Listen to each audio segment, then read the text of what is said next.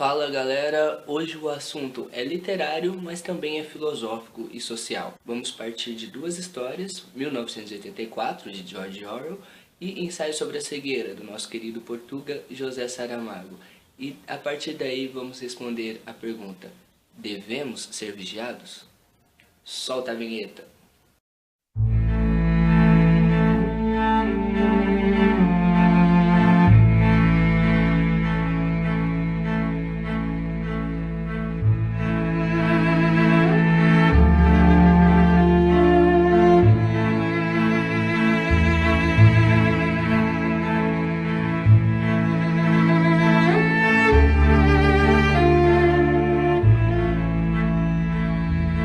E hoje a pergunta que eu faço nesse vídeo é: você deve ser vigiado?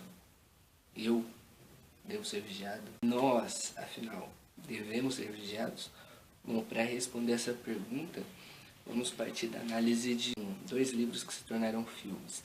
1984, de George Orwell, escrito de 1948 até 1949. É uma distopia que ele faz sobre como ele imaginava que seria o futuro. E o outro é o ensaio sobre a cegueira, uma reflexão que Saramago faz a respeito da visão, né? E as duas histórias aparentemente não têm nada em comum. Na verdade, justamente isso, né? São dois pontos totalmente distintos, né? De um lado, são dois pontos distintos e dois pontos extremos, né? De um lado você tem um ditador que está olhando tudo, um governo, né, um totalitarismo político que governa o seu povo, que está vendo tudo que ele faz. E do outro lado, no ensaio sobre a cegueira, você tem aí um fenômeno inexplicável que acontece, as pessoas começam a ficar cegas. E aí, totalmente oposto, porque ninguém está vendo o que ninguém está fazendo mais. Então, vamos começar a responder essa pergunta: devemos ser vigiados? A partir da história mais antiga, né, de George Orwell, que foi escrita em 1948. Ele começou a escrever em 1948. Nessa história, nessa distopia, né, ele cria uma sociedade, o mundo todo parece que está em conflito, né? Nós temos a Euroásia, que está em conflito com a Oceania.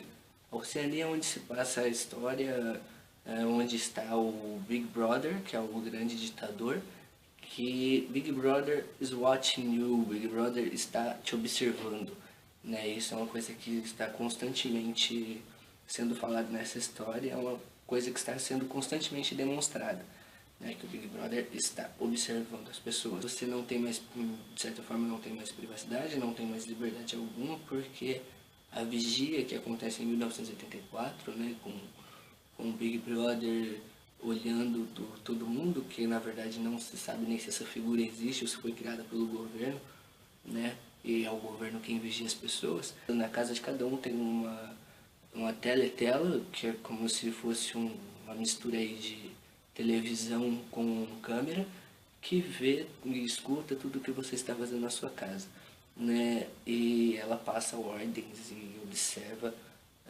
passa ordens diretamente do governo e observa para o governo. Aquilo ali é a própria representação do governo dentro da casa de cada um, vendo o que todo mundo está fazendo. Analisando pela história de George Orwell, de 1984, a primeira coisa que a gente pensa é que não, né? Não devemos ser vigiados, ou pelo menos não dessa forma, né? Dessa forma totalitária de um governo que tira toda a privacidade das pessoas, onde você não escolhe mais nem a quantidade de chocolate que você quer comer, né? O governo é que limita tudo, o governo está olhando tudo que você faz, você não escolhe com quem você quer se relacionar, acaba fazendo com que as pessoas percam a sua liberdade, percam o direito a escolher com quem elas querem viver, a escolher o que elas querem comer, a escolher o que elas querem pensar. Certos prazeres que as pessoas são vetadas, o amor, vamos dizer assim, você se relacionar com outras pessoas, se apaixonar por alguém, também é reprimido, né? Também é algo que é reprimido pelo governo. Então eles têm o controle total sobre a civilização da Oceania. e mantém o povo totalmente manipulado.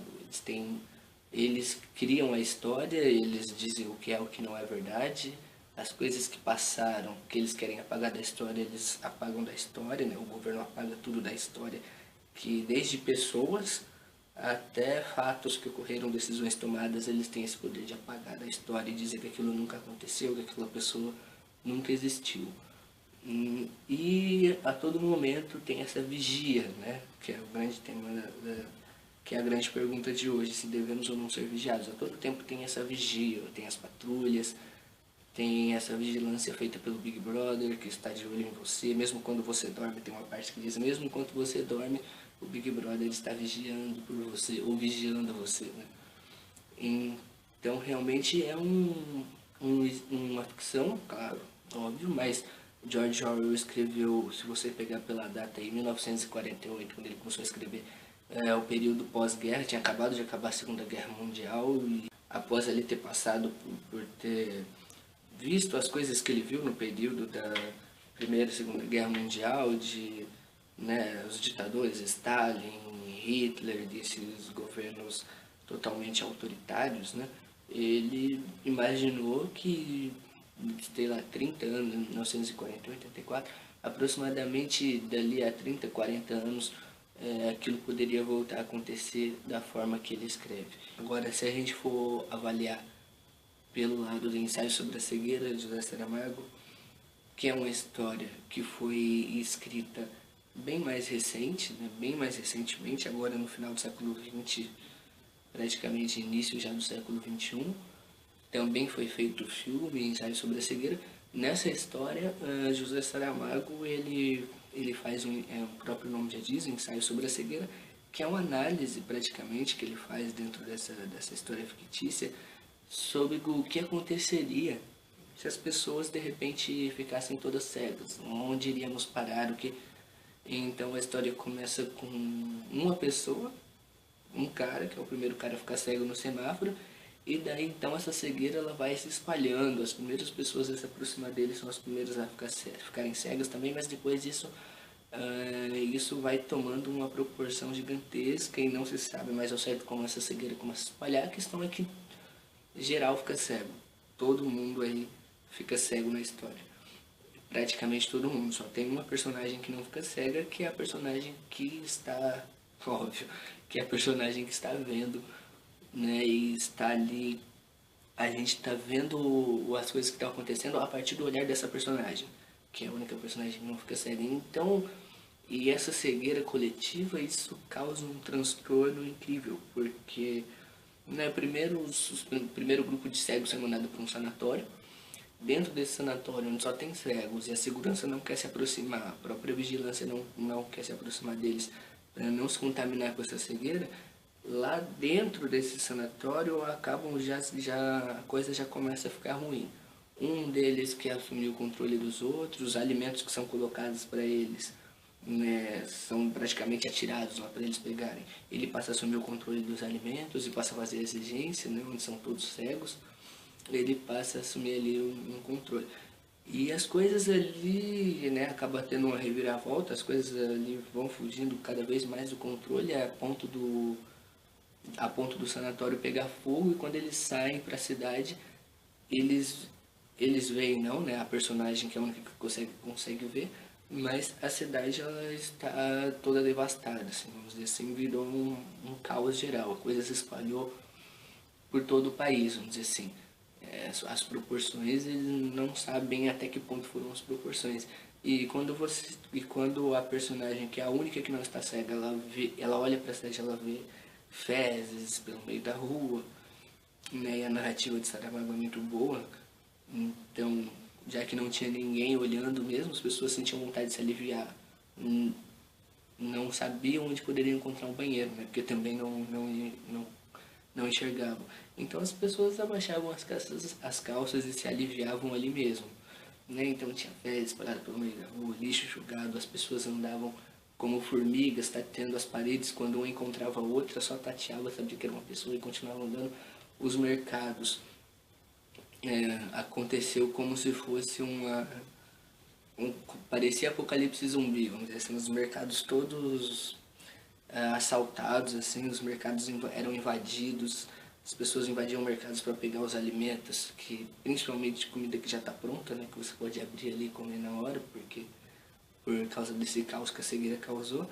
Então as pessoas começaram a invadir mercados, né, e roubar os alimentos que tinham lá e invadir outros lugares e virar um caos onde ninguém tinha mais o controle de nada e os seres humanos e a selvageria e os seres humanos voltando aí praticamente a serem animais, né? Então você vê o que não que a falta de vigia, o que pode ser levado por esse lado também, a falta, simplesmente a falta da visão, né? A falta de o fator de você saber o fator de você saber que ninguém está vendo, né? Apesar de você não estar vendo também, o que gera uma dificuldade muito maior, ainda tem aquele fator de você saber que ninguém está vendo. Então isso acabou gerando um caos, uma história que é uma ficção, mas assim como 1984, que é uma distopia, tem uma narrativa muito boa, muito verossímil, e então você consegue realmente assimilar que se algo daquele tipo acontecesse seria daquela maneira. Então você tem um outro extremo que é o que te faz querer pensar que, bom, de repente um pouco de vigilância não é ruim, né?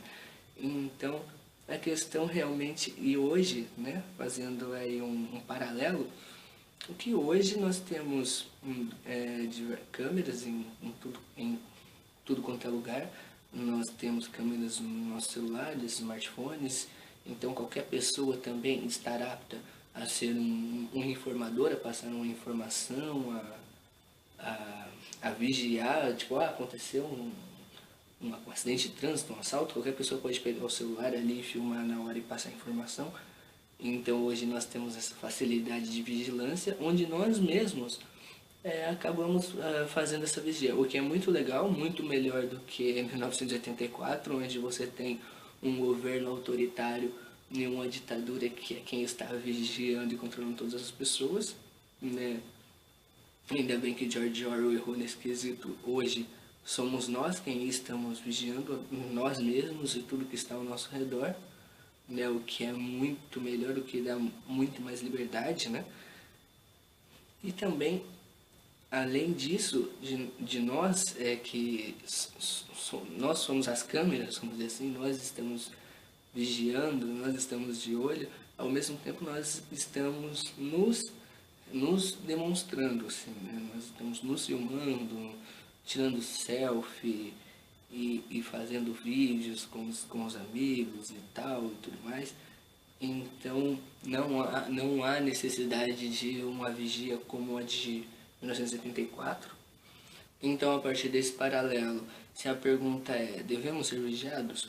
A resposta é: não só, mas também. Então, nós vigiamos e somos vigiados concomitantemente, né? Ao mesmo tempo em que a gente vigia, a gente está sendo vigiado, nós mesmos estamos aí mostrando. É claro que a gente mostra sempre apenas o lado bom do que a gente está fazendo, mas a gente tem também esse poder de filmar qualquer coisa que estiver acontecendo a qualquer momento.